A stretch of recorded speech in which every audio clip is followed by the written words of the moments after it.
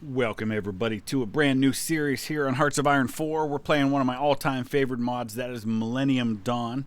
I had started a few weeks ago a Kaiserreich playthrough, but unfortunately the Kaiserreich mod just keeps corrupting my saves and I can't get it to keep going. So unfortunately we're discontinuing that series in favor of one that I know tends to be pretty stable and tends to work pretty well. So we're going to play as Millennium Dawn, which is a modern day mod for Hearts of Iron 4. It starts in January of 2017, and you can pick any of the nations as they exist in the world. And I have decided to take on the role of Poland. I've been having a lot of fun going through the Sabaton songs over on my Vlogging Through History channel, and especially the ones that have to do with Polish history have been a lot of fun to listen to. Ones like Uprising and the Winged Hussars, which I think are just fantastic songs, and they've given me a lot of pride for the Polish people. So we're going to take on Poland, see if we can turn Poland into not only a world power, but the world power. Poland has a fantastic focus tree. You can see all of it here. It's just an enormous focus tree. I'm not going to take the time to go through it all right now. But what's cool about Millennium Dawn is that they've actually got these filters for the focus tree. And so you can filter out and only look at the parts of the focus tree that deal with autonomy, ones that deal with budget. So for example, any of these are things that are going to affect the budget, and they're highlighted. Corruption, the European Union, industry, influence, internal factions, manpower, migrant crisis, military equipment, military laws. So you get the point. There's just such a rich focus tree for Poland on this game. I thought they'd be a great choice. So let's go ahead and dive in.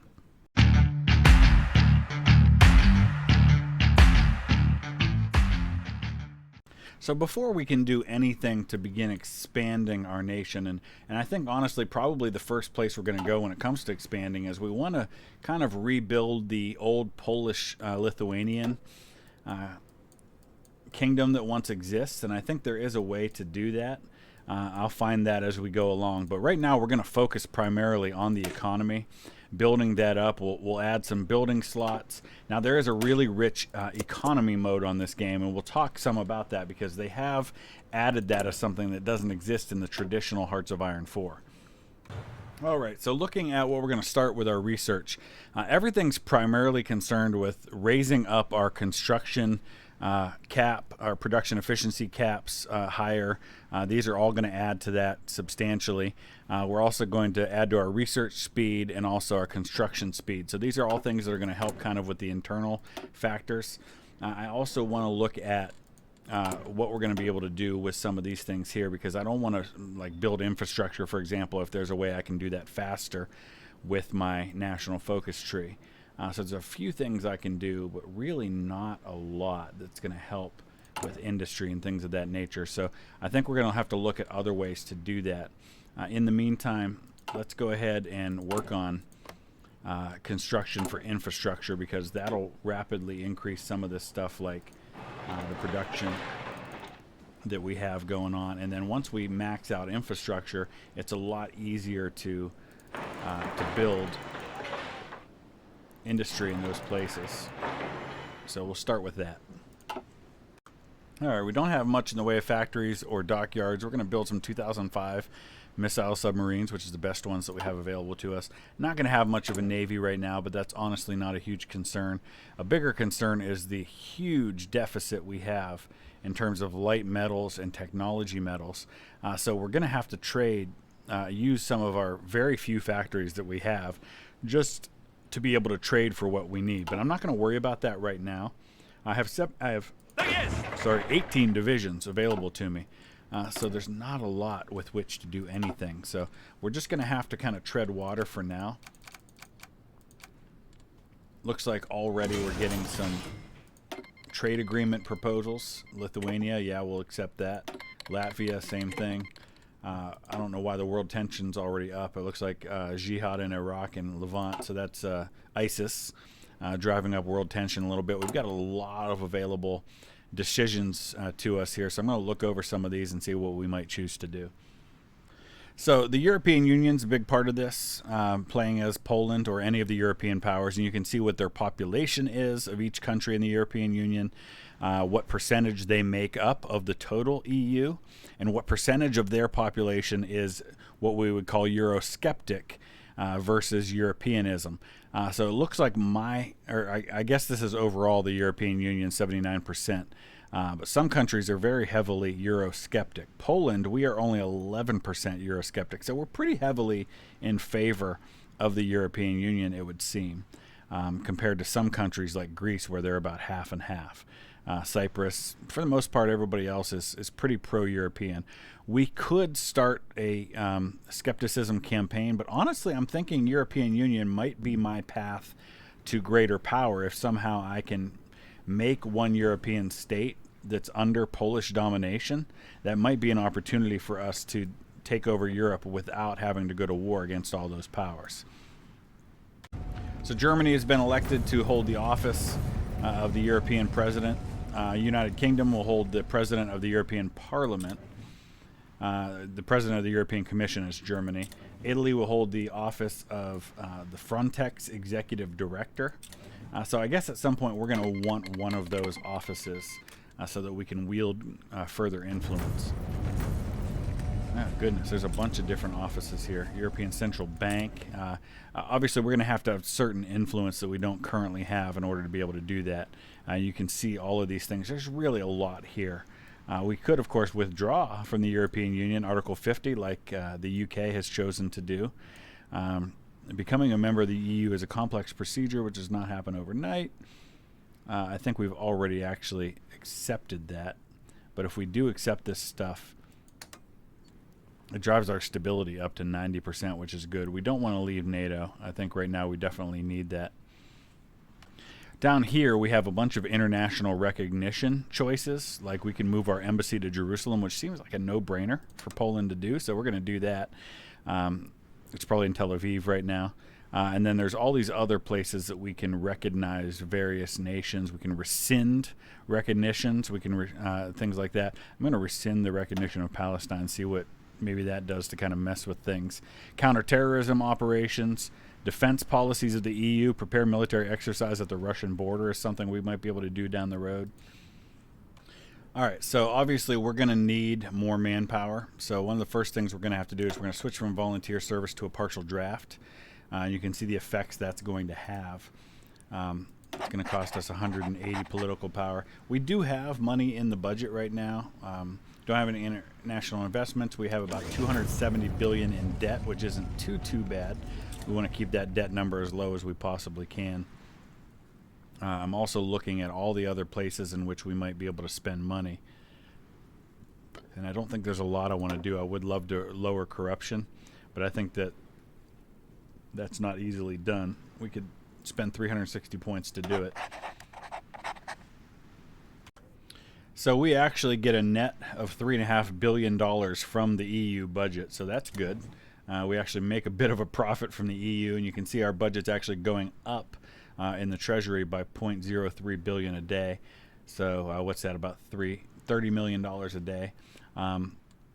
So eventually we'll be able to pay down some of that debt.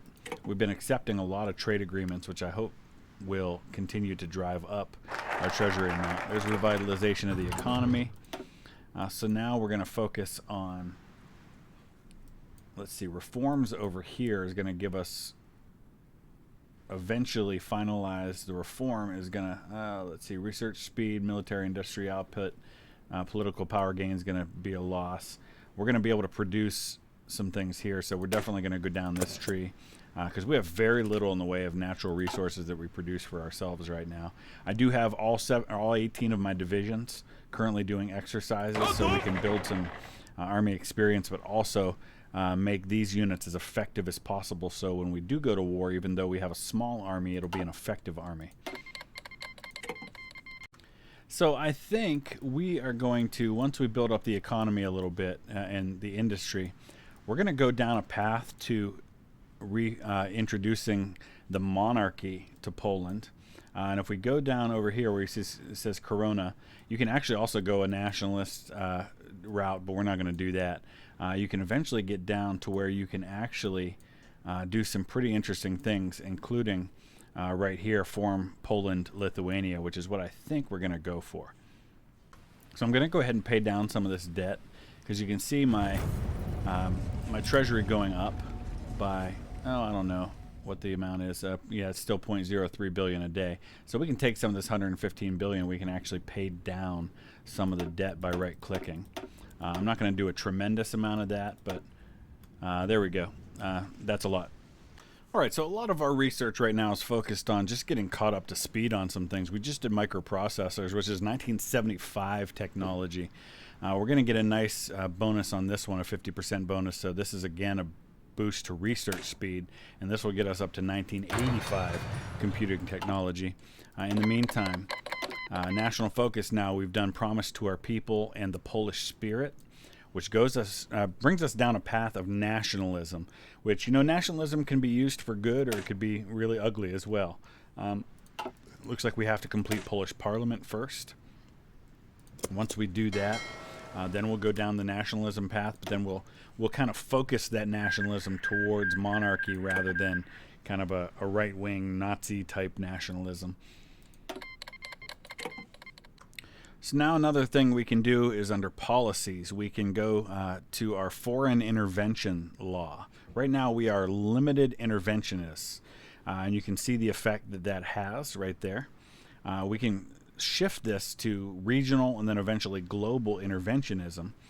So we're going to start with regional, and you can see how that changes things a bit. Now you only need 35% for a war goal tension limit of 35%. So we're not quite there yet, but we need the world tension to go up a little bit before we can do things. Now, if we go to global intervention, that changes dramatically. And then, of course, there's neo-imperialism, which we can't do unless we change our ruling party.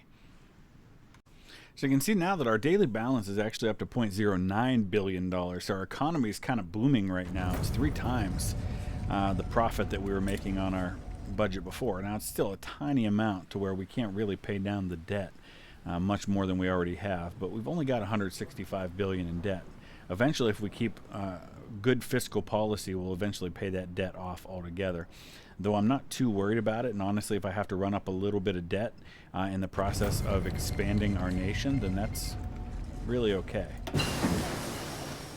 So we've created our intelligence agency for the first time here.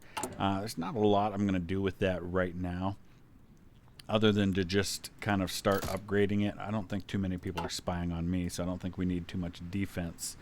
But let's go ahead and start building our security a little bit. Okay, so we've worked our way down to new path. So we've gained rise of nationalism, which means we're going to get daily nationalist support of 0.25. So every 4 days, 1% rise in the support for nationalists for the next 400 days.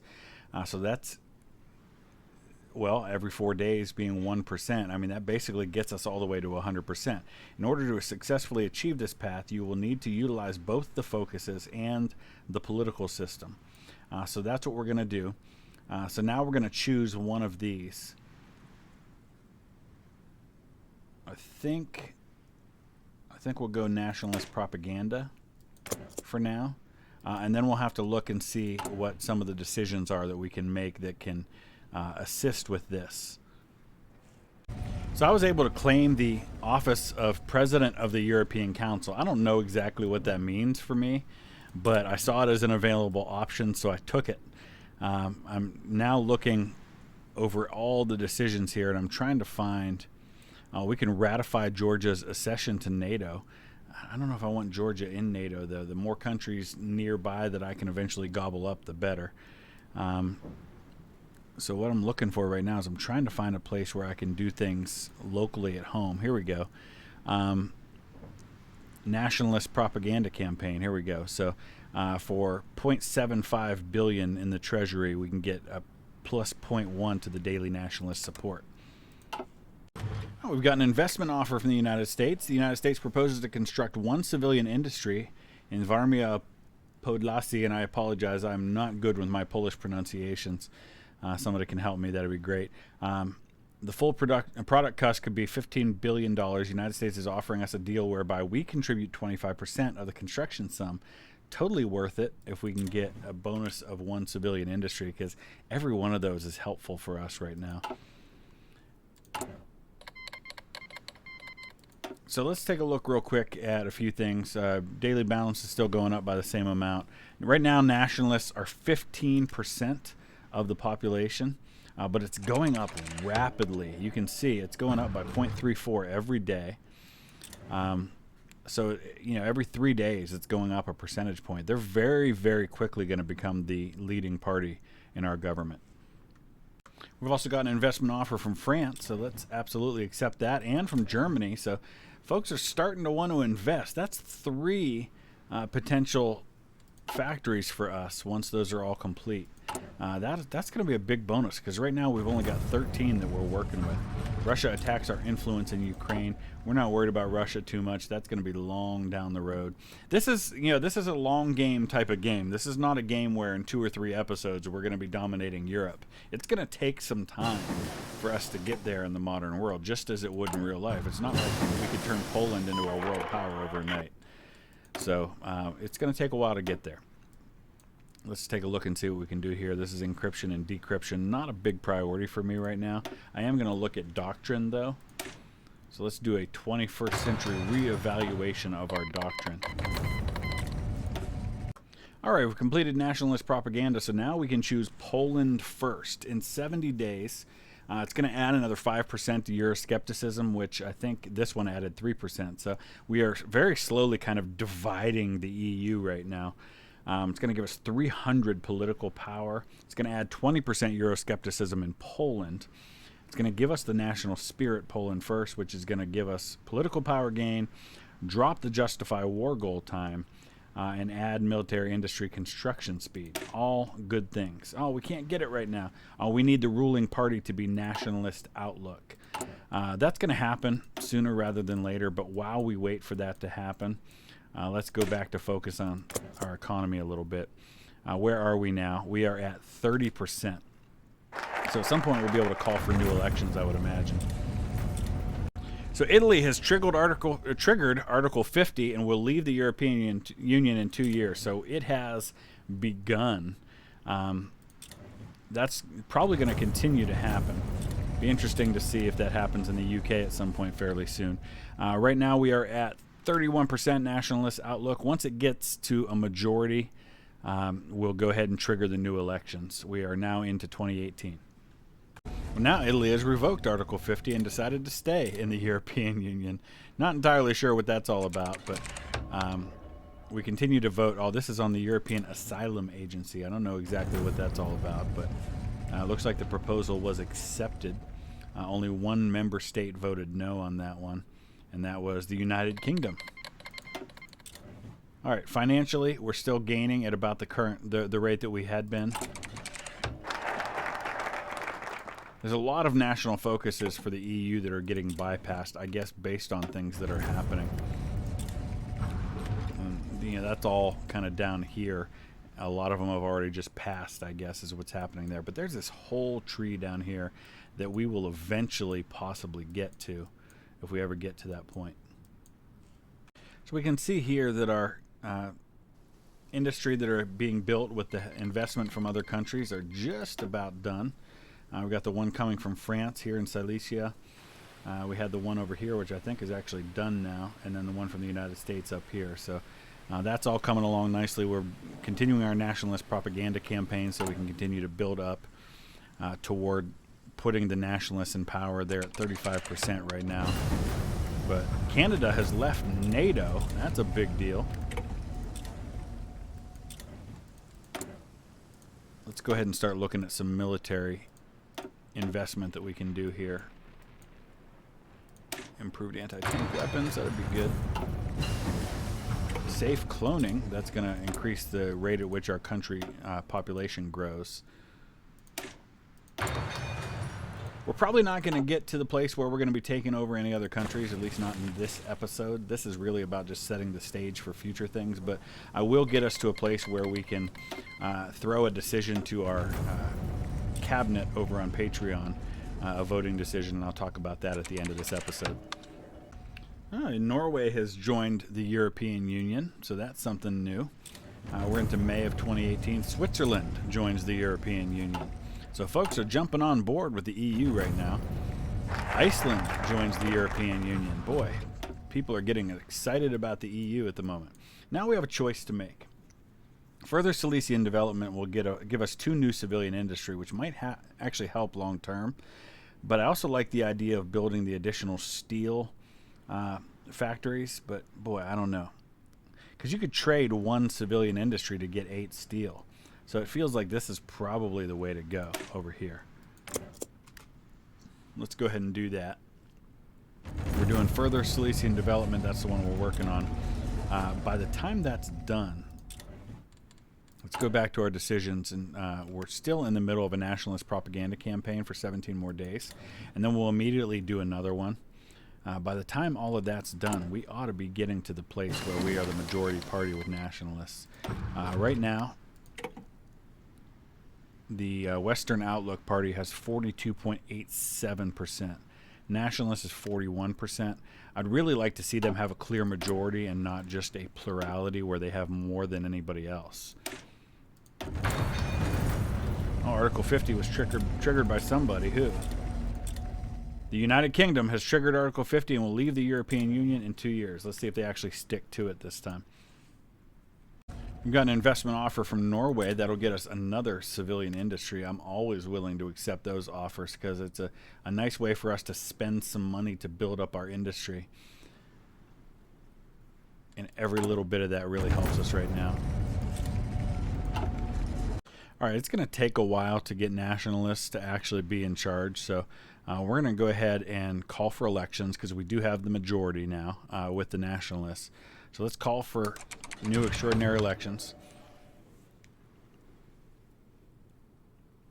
I'm kind of taking a look to see how this is going to go. We'll see if we get any choices that we can make. All right, here we go. So foreign policy debate. We're going to attack the non-aligned Outlook fools. So hopefully, it's going to drop them by 4%. So that's going to make a tremendous change in how things stand. Right now, Western Outlook 43.05, 43.52 for the nationalists. The non-aligned are the ones that actually dropped there. Let's take a look. Don't risk it. No, because right now they've got the majority. Georgia has joined the European Union. And there it is. Control of Poland now goes to the Nationalist Party. I believe. Yep, that's them. So there it is. Nationalists now lead Poland. And what we'll do now is once we've completed further Silesian development, we can go back down. And we can go to the Poland first option. And once we choose that, and then we choose Corona, we're going to be left with a couple of options, and this is the tree we're going to be focusing on, which is going to give us our first opportunities for growth of our nation. So this is kind of interesting if you look at it. Almost no countries have any Euroscepticism at this point. They've all pretty much squashed it, except for the United Kingdom, who has 69% Euroscepticism, and Spain, who's got 9%, Italy 23%, Greece 9%, but pretty much everybody has 0. So everybody's pretty much all in on the European Union at this point. But of course, that's not the place that we're going. And I want to talk about this as we begin to look toward wrapping up this first episode. Like I said, a lot more going to happen in the next episode, because the next episode is when we're going to start getting to some of these choices. So once we choose Corona, which is the direction we're going to go toward getting a king. Monarchists are going to seize power. Then we're going to have this tree here, which is Old Sphere. That allows us to create a faction, the Commonwealth Alliance. That's when we're going to start focusing on reunifying with Lithuania to form the Poland-Lithuania. So that's going to happen. Then we have a choice between liberal approach and nationalist approach. One of them is going to allow us to focus more on civilian aspects of things. The other one's more of a military approach to things. And that's what we're going to put to a vote for our cabinet over on Patreon.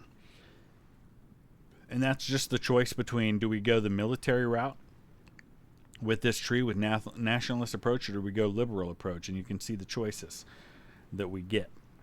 Now, eventually, they both lead down here to old land, which is going to give us our first opportunities for war. We get a puppet-focused war goal against Latvia. We get one against Ukraine and against Belarus, and then also against Russia itself, which is not something we necessarily want to do. And then eventually there will be other options that we can go down as well, and those are pretty far away. So that's kind of the immediate future that we have. So for 200 points, I'm going to move us down to global interventionism, which means that we only need world tension at 15% in order to be able to justify a war against somebody. So that, in addition to the national focuses, are going to allow us to get Lithuania, eventually Belarus, and Ukraine. So we're going to grow right here. But if we want to grow in the other direction, Czech Republic, Slovakia, for example, we're going to need other options to be able to do that. And global interventionism will get there. Neo-imperialism, actually we can do that with nationalists. So what does that mean? I'm curious to know. Does that mean I can justify? All right. So do we want to do that? Do we want to go that route and go ahead and start justifying against these other countries? So maybe that's the question. That seems like a more substantial question.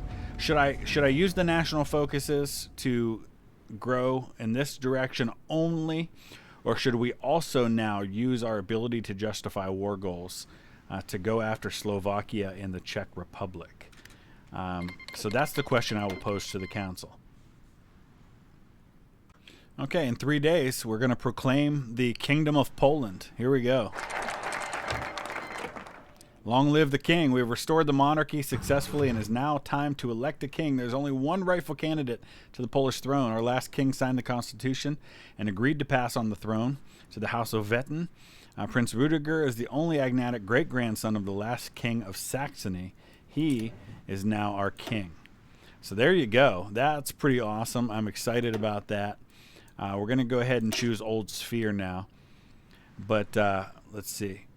The higher your influence over Lithuania, the higher chances of them accepting. So we want to make sure we have good influence in Lithuania, I guess. Let's go ahead and take a look at that real quick. How do we improve influence? I guess improve relations will do that. All right, we're going to stop right there. That's a lot, but there's a lot more to come. So my question to the council, and I invite everyone to offer their commentary. Use the comment section below and let me know your thoughts overall about my strategy and the direction I should go with all of this. I love the new flag, by the way. Should we start justifying war goals against the Czech Republic and Slovakia, or should we just continue our slow approach,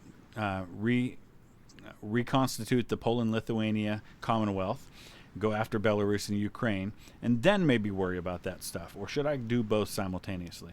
So let me know your thoughts. Use the comment section below. Hit that like button if you would. We'll see you again real soon. Thanks for watching.